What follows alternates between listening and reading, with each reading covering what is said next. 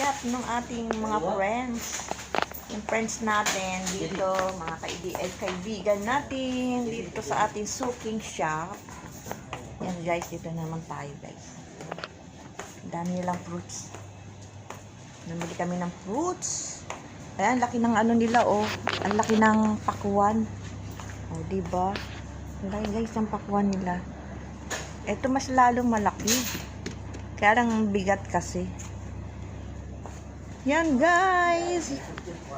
Good evening sa lahat. Dito po yung shop ng ating mga friendship.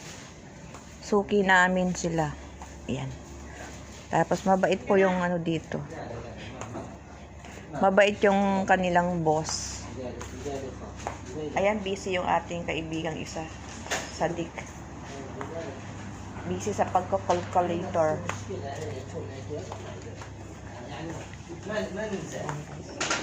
Okay, thank you. Okay, thanks. Welcome. Yan guys, mabait siya. Mabait. You know, mabait? Your hand is your kind. Okay. Yeah. Mabait Okay. siya. Bukas, He is the boss. Tomorrow. Bukas, Yes. tomorrow. But after,